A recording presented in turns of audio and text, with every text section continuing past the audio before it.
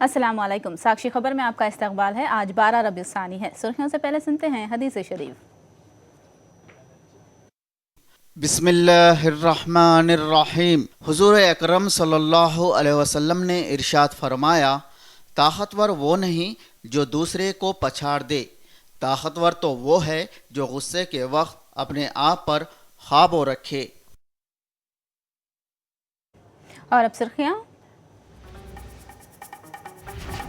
GHMC election के इनेकाद में देर क्यों?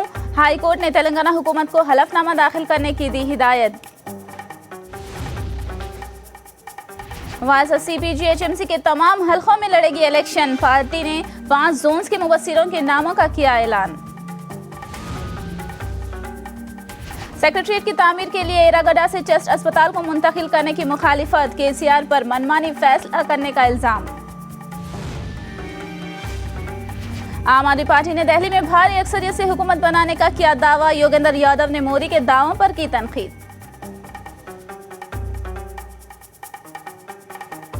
और अब तफसील। आंध्र प्रदेश काबीना ने आज मुनाकिदा इजलास में बाज़ फैसले लिए हैं।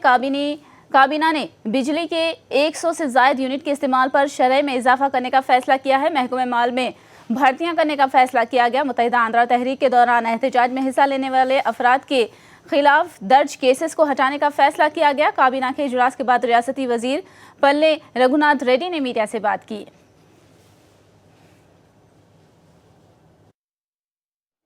ఇంతవరకు మా దృష్టికి వచ్చిన 187 కేసుల్లో 187 కేసుల్లో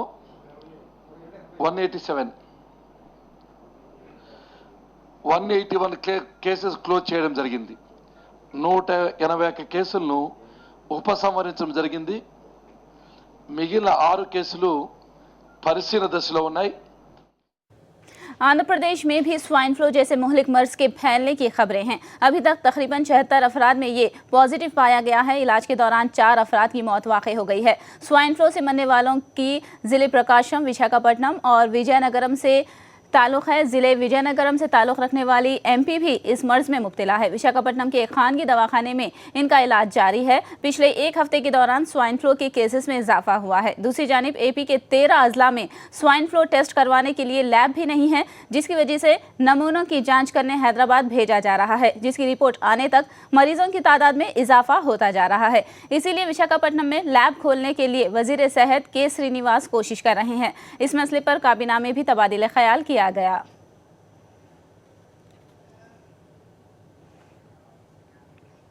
जीएचएमसी इंतखाबात में ताखिर पर हैदराबाद हाई कोर्ट ने तेलंगाना हुकूमत से वजाहत मांगी है। हाई कोर्ट ने हुकूमत से पूछा है कि बल्दी इंतखाबात में ताखिर करने की वजह क्या है और इस सिलसिले में तेलंगाना हुकूमत को जवाबी हलफनामा दाखिल करने के लिए 1 हफ्ते की मोहलत दी गई है। अदालत का मानना है कि अवामी मसाइल की यकसुई के लिए बल्दी इंतखाबात का इनेकाद ज़रूरी है। ताहम दूसरी जानिब हुकूमत इंतखाबात के इनेकाद में ताखिर क्यों कर रही है? फोरम फॉर गुड गवर्नेंस की जानिब से दाखिल करदा अर्जी पर अदालत ने यह हिदायत दी है। जीएचएमसी की मियाद पिछले साल दिसंबर में ही खत्म हुई थी। जीएचएमसी इंतखाबात के लिए वायएसआर कांग्रेस पार्टी ने तैयारियां शुरू कर दी हैं। लोटस पॉन्ड में आज जीएचएमसी हुदूद के पार्टी कायदीन का इजलास मुनाकिद हुआ। इजलास के बाद मीडिया से बात करते हुए तेलंगाना में पार्टी के कारगुजार सदर पी श्रीनिवास रेड्डी ने तफसीलात से आगाह किया। पी श्रीनिवास रेड्डी ने बताया कि पार्टी जीएचएमसी के 150 हलकों में इंतखाब लड़ेगी। उन्होंने 5 जोन्स में मुकर्रर करदा मुबस्सिरीन के नामों का ऐलान किया। साउथ जोन में अब्दुल रहमान अतास, ईस्ट जोन में शिव कुमार, वेस्ट जोन में के रघुवीरा रेड्डी, नॉर्थ जोन में सूर्य प्रकाश और सेंट्रल जोन में मतीन मुजद्ददी को मुबस्सिर बनाया गया है। రాబోయే జిహెచ్ఎంసీ ఎన్నికల్లో వైఎస్ఆర్ కాంగ్రెస్ పార్టీ 150 స్థానాలకి 150 స్థానాలు పోటీ చేయాలని, అదే రకంగా పార్టీని జిహెచ్ఎంసీ పరిధిలో హైదరాబాద్ అధ్యక్షులు ఆడం విజయ్ గారితో పాటుగా రంగారెడ్డి అధ్యక్షులు సురేష్ రెడ్డి గారు, అదే రకంగా ఏదైతే ఇవాళ జిహెచ్ఎంసీలో 5 జోన్లు ఉన్నాయో 5 జోన్లకి సెంట్రల్ ఆఫీస్ నుంచి 5గురు అబ్జర్వర్లని నియమించడం జరిగింది. సౌత్ జోన్కి రెహమాన్ గారిని, ఈస్ట్ జోన్కి శివకుమార్ గారిని, వెస్ట్ జోన్కి కొండా రాఘవరెడ్డి గారిని, నార్త్ జోన్కి నల్లా సూర్యప్రకాష్ గారిని, సెంట్రల్ జోన్కి మతిన్ బాయ్ని నియమించడం జరిగింది. ఏదైతే జిల్లా సిటీ రంగారెడ్డి జిల్లా అధ్యక్షులతో పాటుగా ఈ 5గురు పార్టీని బలోపేతం చేసే కార్యక్రమాన్ని చేపడతారు. అదేవిధంగా ఈ నెల 11వ తారీఖు నాడు Telangana YSR Congress party office, central ఆఫీస్ని, లోటస్ పాండ్లోని 2nd ఫ్లోర్ని వైఎస్ఆర్ కాంగ్రెస్ పార్టీకి అలాట్ చేయడం జరిగింది. దాంట్లో పార్టీ ఆఫీసు ఓపెనింగ్ ఉదయం 11 గంటలకు ఉంది. ఆ రోజు యావత్ వైఎస్ఆర్ కాంగ్రెస్ పార్టీ ముఖ్య నాయకులతో పాటుగా కమిటీ సభ్యులు అందరూ కూడా హాజరవ్వాలని ఆహ్వానిస్తున్నాం. तेलंगाना की अपोजिशन जमातों ने सेक्रेटरीट की मुंतकिली और चेस्ट अस्पताल को विकाराबाद मुंतकिल करने की शदीद मुखालिफत की है। अपोजिशन जमातों ने वज़ीर आला KCR पर मनमानी और गैर जमहूरी फैसले करने का इल्ज़ाम लगाया है। अपोजिशन जमातों ने कहा कि चेस्ट अस्पताल के शहर से मुंतकिली से हज़ारों अफराद को मुश्किलात का सामना करना पड़ेगा। कांग्रेस, बीजेपी, तेलुगु देशम और वायएसआर कांग्रेस पार्टी ने चेस्ट अस्पताल की अनंतगिरी मुंतकिली की शदीद मुखालिफत की है।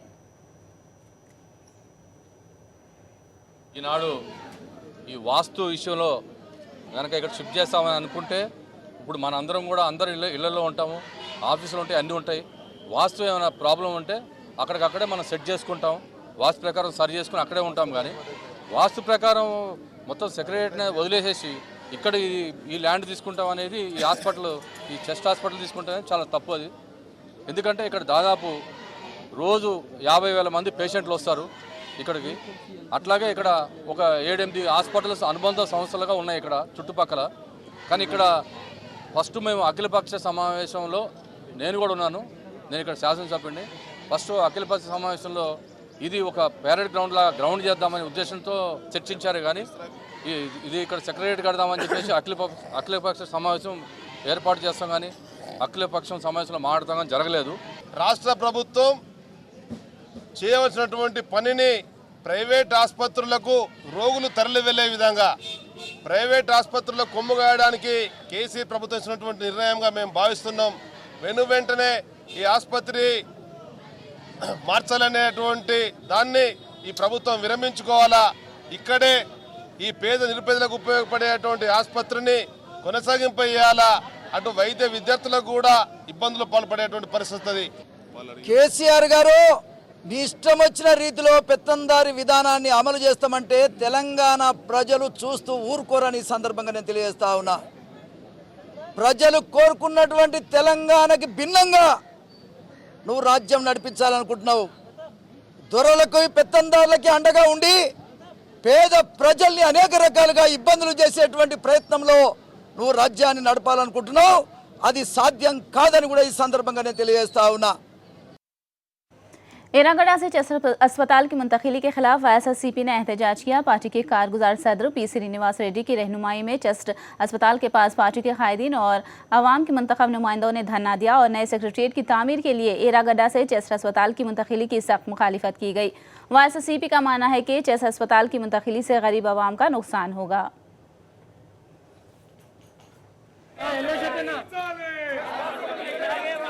వైఎస్ఆర్ కాంగ్రెస్ పార్టీకు ఫస్ట్ అన్ని కులాలకు మతాలకు అతీతంగా మా పార్టీ ఉన్నాయి. ఈ చెస్ట్ హాస్పిటల్ గురించి ఈ చరిత్ర ఉంది, ఈ ఎవరు కట్టారో ఈ అందరు తెలంగాణ ప్రజల చెమట ఉంది ఇక్కడ. దానికోసమే మేము మా విజ్ఞప్తి ఏమంటే కేసీఆర్ ఒక పెద్ద కిరాడి మా సీఎం గారు. అక్కడ ఆ పాత సెక్రటరీకు కూల్చేసి అక్కడ 7 స్టార్ హోటల్ కడతా లేకుంటే ఏం కడతా మీరు డైరెక్ట్ చెప్పేసేయి. ఒక దమ్ ధైర్యంతో ఒక సీఎం ఉన్నాడు, మీరు మాట్లాడితే నిజం మాట్లాడు. జియో 61 वायएसआर कांग्रेस पार्टी के सदर जगन मोहन रेड्डी अवामी मसाइल के लिए जो जद्दोजहद कर रहे हैं उसकी मुसलमानों ने भी भरपूर तायद की है। मगरबी गोदावरी के तानुकू में खत्म हुई जगन की भूख हड़ताल में हजारों मुसलमानों ने शिरकत की और उनकी जानिब से किसानों के मसाइल पर की जाने वाली हड़ताल की तायद की। और मुस्लिम कायदीन ने कहा कि जगन मुसलमानों के मसाइल को हल कराने के लिए हमेशा की तरह जद्दोजहद जारी रखेंगे। कदरी के MLA चांद बादशाह ने कहा कि जगन एक अपोजिशन लीडर के तौर पर अवामी मसाइल को असेंबली में पेश करते हैं, तहम चंद्रबाबू का रवैया गैर जमहूरी होता है। सिर्फ चंद्रबाबू नायडू साहब ने इलेक्शनों के पहले हर एक को किसानों को ऋणमाफी कर दो बोला है, और जो ड्वाक्रा के लेडीज को उनको भी आपके पूरा अकाउंट माफी कर दो बोला है। और जो जो नौजवान है नौजवान को सबको 1000 रुपए महाना दे दूं बोला है। और जो भी पढ़े लिखे हुए स्टूडेंट्स है उनको सबको नौकरी दे दूं बोल के सब जितने झूठे वादे करे हैं चंद्रबाबू नायडू साहब इलेक्शनों के पहले, वो वादों को तुम पूरा करो। हम पब्लिक, हमारे पास हम अपोजिशन लीडर है, हम पब्लिक का जो वॉइस है आपको बोलना है हमारा काम। लेकिन आप जो नहीं कर रहे हैं काम वो सब इलेक्शनों के पहले बोल के आप इलेक्शनों में जीत लिए। जीतने के बाद आज स्टेट में क्या चल रहा है, हर लोग परेशान हाल है। ये परेशानियों को दूर करने के लिए हम असेंबली में बात करना बोले तो हमको टाइम नहीं देते तुम। आज तो देख रहे हैं असेंबली में जनरल से बजट सेशंस 30 से 40 पर 5 दिन इस दुनिया के अंदर जो भी स्टेट में असेंबली सेशन चलते हैं। लेकिन आज टीडीपी सिर्फ ये सब मुद्दों को लेके वाईएसआरसीपी जगनमोहन सर के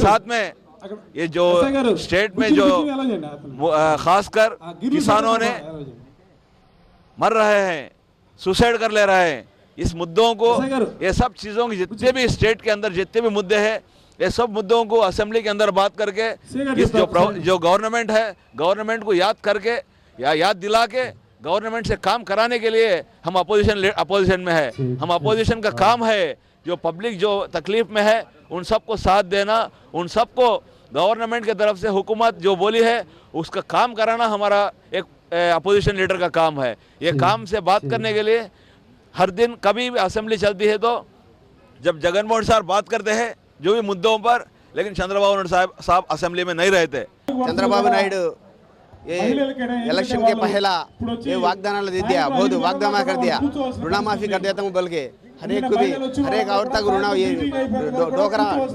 डोकरा महिला ऋण माफी करतम गया, गांव में ऋण माफी करतम गया, कुछ भी नहीं दिया। अब आने के बाद जीतने के बाद अबे रेशन कार्ड लेकर या आधार कार्ड लेकर ये लेकर वो लेकर कहता है। लेकिन वही जगनमोहन रेड्डी की कल खत्म हुई भूख हड़ताल को जबरदस्त अवामी रद्द-ए-अमल मिला है। तनोकू में भूख हड़ताली कैंप में तिल धरने जगह नहीं थी। जगनमोहन रेड्डी ने अवाम के बेपनाह हुजूम से खिताब करते हुए कहा कि चंद्रबाबू नायडू ने इलेक्शन में किसानों, ड्वाक्रा खवातीन के कर्ज माफी के जो वादे किए थे उसे पूरा नहीं किया। नौजवानों को रोजगार की फराहमी का भी बाबू ने वादा किया मगर उसे भी पूरा नहीं किया गया। जगन ने चंद्रबाबू पर इंतखाबी वादों की खिलाफ वर्जी की बात कही तो भूख हड़ताल कैंप में मौजूद लाखों लोगों ने आवाज देकर चंद्रबाबू पर धोखा देने का इल्जाम लगाया। चंद्रबाबू ने गोया तमाम इंतखाबी वादों से इनहराफ करते हुए रियासत के अवाम के साथ धोखा किया है और अवाम चंद्रबाबू हुकूमत को जरूर सबक सिखाएगी।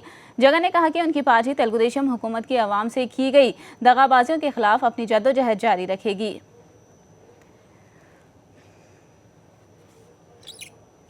56,000 కోట్ల రూపాయల రైతులకు రుణాలు ఇవ్వవలసిన కార్యాచరణ పెడితే రైతులు ఇవాళ చంద్రబాబు నాయుడు గారు ముఖ్యమంత్రి అయి దాదాపుగా 9 నెలలు కావస్తా ఉంది. ఇవాళ ఖరీఫ్ రబీ కూడా పూర్తి కావస్తా ఉంది. ఇవాళకి 56,000 కోట్ల రూపాయల రైతుల రుణాలు ఇవ్వాల్సి వస్తే ఇప్పటి వరకు ఇచ్చింది కేవలం 13,000 కోట్ల రూపాయలు మాత్రమే ఇచ్చే పరిస్థితిలో ఇవాళ వ్యవస్థ తయారైపోయింది. అంటే దాని అర్థం 56,000 కోట్లలో రైతులకు 13,000 కోట్లు మాత్రమే రుణాలు అందే పరిస్థితి ఉందేనంటే మిగిలిన 46,000 కోట్ల కోసం రైతులు వడ్డీ వ్యాపారుల దగ్గరికి వెళ్ళి 2 రూపాయల వడ్డీకి 3 రూపాయల వడ్డీకి ఆ రైతన్నలు ఇవాళ తీసుకోవాల్సిన దుస్థితిలో ఇవాళ రైతన్నలు ఉన్నారు. 11 పారామీటర్స్ని తీసుకొని ఆ ప్రతి సంఘానికి మార్కులు వేస్తారు. ఆ ప్రతి సంఘానికి 70 మార్కులు పైసలకు మార్కు వస్తే ఏ గ్రేడ్ సంఘం అంటారు. అటువంటి చంద్రబాబు నాయుడు గారు ముఖ్యమంత్రి కాకముందు 5 లక్షల పైసలకు సంఘాలు ఏ గ్రేడ్లో ఉంటే చంద్రబాబు నాయుడు గారు ముఖ్యమంత్రి అయిన తర్వాత 708కి దిగజారిపోయాయంటే అక్కచెల్లెమ్మల పరిస్థితి ఎంత దారుణంగా ఉందని చెప్పి లెక్క పెట్టడానికి ఇంతకన్నా వేరే ఉదాహరణ కూడా అవసరం లేదు. మీ వ్యవసాయ రుణాలన్నీ కూడా మాఫీ అయ్యాయా అని చెప్పి మిమ్మల్ని అందరినీ అడుగుతా ఉన్నాను.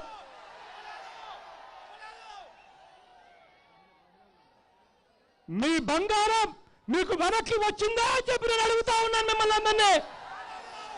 ఇంకా గట్టిగా 2 చేతులు పైకి లేపాలి, గట్టిగా చెప్పాలి.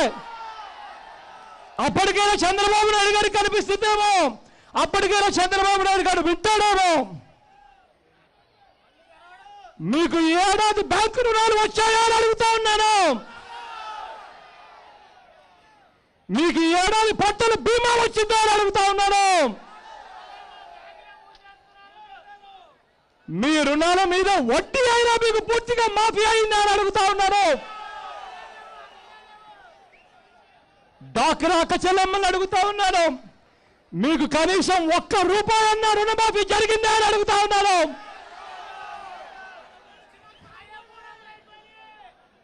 చంద్రబాబు నాయుడు ఎప్పుడైనా నిజాలు చెప్తాడా అని అడుగుతా ఉన్నారు మిమ్మల్ని. ఇది చంద్రబాబు నాయుడు గారి పరిస్థితి. వేసిన ఓటు హైదరాబాద్లో, ఆయనకున్న ఓటర్ ఐడి కార్డు హైదరాబాద్లో, చంద్రబాబు నాయుడు గారికి ఉన్న ఆధార్ కార్డు హైదరాబాద్లో, చంద్రబాబు నాయుడు గారికి ఉన్న రేషన్ కార్డు హైదరాబాద్లో, చంద్రబాబు నాయుడు గారికి ఉన్న పాన్ నెంబర్ ఐడి కార్డు హైదరాబాద్లోనే.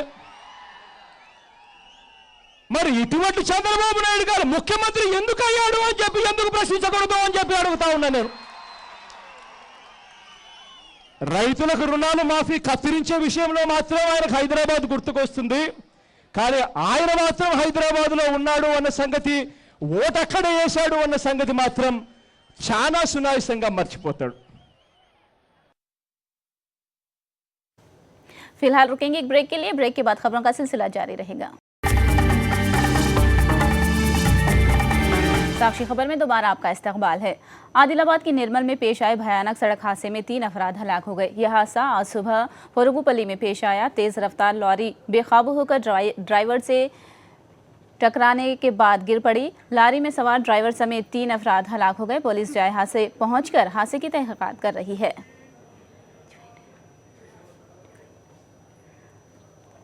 विजयवाड़ा कुमरीपालम में अफसोसनाक वाकया पेश आया। एक कदीम इमारत को मुनहदिम करने के दौरान इमारत का छत गिरने से 2 मजदूर हलाक हो गए। दीगर मजदूर शदीद जख्मी हो गए। जख्मियों को सरकारी अस्पताल में शरीक करवाया गया है। इस वाक़े की इत्तला मिलते ही बल्दी अहदेदारों ने मजदूरों को महफूज मुकाम मुंतकिल किया। शहर में मौजूद बगैर इजाज़त से तामीर करदा इमारतों के खिलाफ सख्त कार्रवाई करते हुए मुनहदिम करने का इंतबाह दिया गया। కన్స్ట్రక్షన్ వర్కర్స్లో ఒక ఇద్దరు రూఫ్ స్లాబ్ కూలిపోయి దాంట్లో చిక్కుని మృతి చెందారు. దాంట్లో ధనరాజ్ అనే ఒక ఆయన 35 వయసు, ఇంకా ఒక ఆయన చిన్న బాబు ఒక 20 వయసు ఉంటుంది. సో వాళ్ళిద్దరూ చనిపోయారు.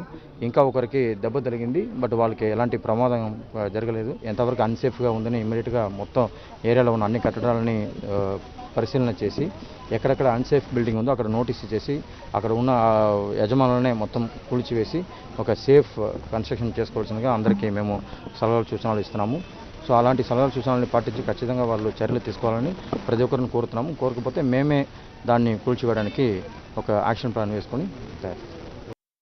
दिल्ली असेंबली इंतखाबात के लिए इंतखाबी मुहिम उरूज पर है। 7 फरवरी को होने वाली पोलिंग के लिए महज 3-4 दिन बाकी रह गए हैं। आखिरी मरहले में तमाम पार्टियां ज़बरदस्त मुहिम चला रही हैं। आम आदमी पार्टी की मुहिम भी जोरों शोर से जारी है। करप्शन, बल्दी मसाइल और ख़वातीन के तहफ़्फ़ुज़ इलेक्शन के मौज़ूआत हैं।